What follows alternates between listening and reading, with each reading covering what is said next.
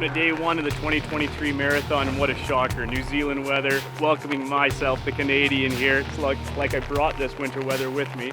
We're here at the Kawarau River for a 14-kilometer pre-run. This will be seeding for day one up the Dart River and back tomorrow. We'll see how everyone does here in the challenging winter environment.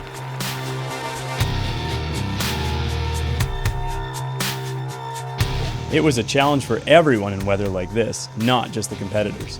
You know, Golden Homes have come along here and setting up the sponsors tent down there, which is really good for today because the weather is just not playing games. So tough start for the boys today. But hey, this is a different sort of a start to the marathon where we're doing a seeding run on the Kawarau. The idea is today we're just going to do a 14k one lap. The boys will start on their start zone. We're standing right beside the start zone now. And the seeding for today, well, that was unusual. It was sorted yesterday at the Show and Shine. It was a bit of fun.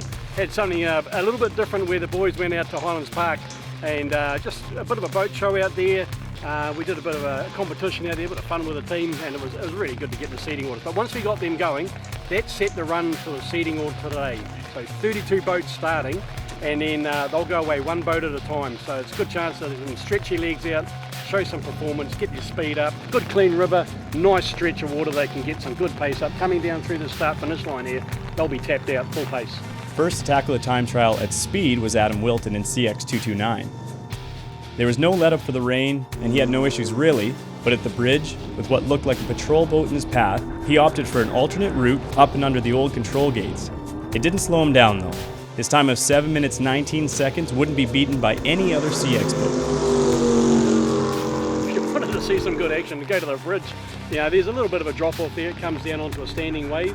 I think going up through it pretty straightforward. If they hit it at pace, it'll get ugly. But coming back down through, it'll be straightforward for a race boat. They'll come through there easy. But you know, it'll put them out of a little bit of shape if they're not too careful. Richie Foster clearly didn't get that memo. No issues with downstream, but his attack on the upstream, well, that was impressive. The rolling start meant drivers had little idea of the times needed to beat. They just had to drive as hard as the conditions would allow. And Richie Foster did just that, coming up 2 seconds shy of Adam Wilton. Current CX title holder Dave Robinson had to settle for third in class, while Andrew Scott in CX44 and Riley Smith in 166 were next. How was it?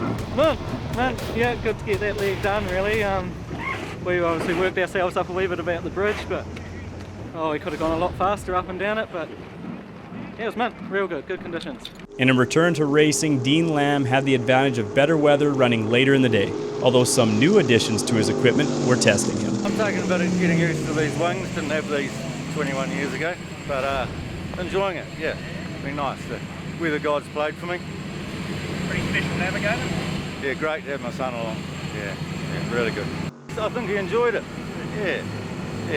He said I got it flying right towards the end, so yeah, we'll see how we go. Keeping him honest? Yeah, keeping him honest, making sure he's going the right way, I suppose. Going fast enough? Yeah, I'd say so. Tony Ewan's prediction of full pace past the start-finish line was on point, and the first of the gas turbines to try out was Brandon Crowley from the North Island in the ex-Nigel Cromie gas turbine. Yeah, we were a little bit cautious of the wear and those pressure waves up the top, but now we nailed all our corners, and I think we're doing close to 130 mile an hour coming past the line here, so now we're stoked. The whole intention of today's run is, one, it's great for spectators. It's just a bit of a show to get everybody, get them in there, get them settled in. It's a chance for us to make sure we've double checked all of our equipment, the timing gear's working, the start orders are in place, the patrol boats are working, our radio controls are working, but it also means that the race boats can get in and go, boat's running well, it's doing what it's supposed to be doing, can get up and start, it gets out of the water and they get a time, and it's just so they can get a start order for the first river run tomorrow. Not surprisingly, Kevin Hyde was the quickest of the unlimited boats, eating up the 14-kilometer track in 6 minutes and 9 seconds. Feel on that? It was good, yeah, went round clean and tidy, so that's all we're after. Current NZ1 Roger Preston might have been faster, but the flame out under the bridge cost him precious seconds, and it was just 5 he was short at the end of the day. Meaning he will follow U75 up the Dart tomorrow. Yeah, it sounds like we were on the money, Paul. We just, if we didn't have to stop and restart up the top, we would have taken it out. Just trying. Game though, isn't it? Well, it is. It's a long week. We've got to get the other end. Twice during proceedings, racing was suspended to allow K-Jet's commercial operations to handle tourist duties. Perhaps poetic justice then that U-307, piloted by K-Jet owner Sean Kelly and his son Joe, was one of the affected teams. What's the hold up? Tour boats. Yeah. Certainly only a minor issue for the Kellys and no time lost. But for another local father and son duo, Phil and Ben Moody, things were more serious. A555 took an eternity to get up on step, and when every second counts, starts are where races are won and lost. Another to struggle, river racing patron Rob Pooley, starting his marathon more than 3 decades after finishing 4th in the 93 Worlds. Crewman Glenn Bateman forced out onto the deck to help the unlimited class boat up on the plane. Silverback racing seemed on song past the start-finish line, but on return to the trailer, things weren't as they should be. Later diagnosis determined the unusual noise in the bottom of the engine would end Rob's campaign before it had really got a chance to get going. From the largest V8 to the smallest, FX class belonged to Stu Fitzgerald by just 7 seconds over Craig Plunkett in FX 71.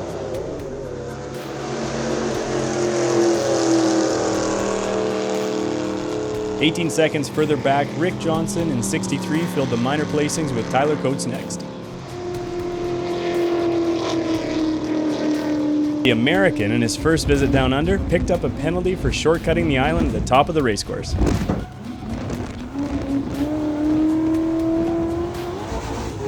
But he lost any gain spinning at the bottom marker.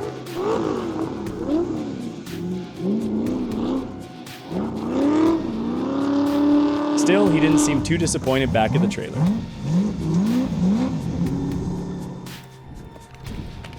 Oh, we made it. Feel pretty good? Yeah, it's great being here. First time here? Yeah. Been out down here. Did you? The Yeah. side. I was wondering if that was... I was wondering Probably ain't the last one. Our other American is an A-class. And with more experience racing in New Zealand, it was no surprise to see Ryan Ringer second home. Behind the Kiwi master Justin Hill, who was coy about his result.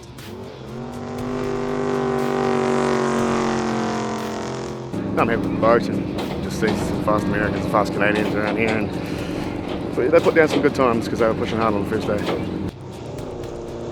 Also pushing hard in his return to racing was Nick Sullivan. Here to settle a score after bowing out of the CX World title in 2017, running aground in the river he'll meet tomorrow. Gord Humphrey was next, nearly 20 seconds quicker than fellow Canadian Dale Whiteside. With 3 countries represented in the top 4 positions in the largest class, this will be one to watch. And watching will happen tomorrow on the Dart River.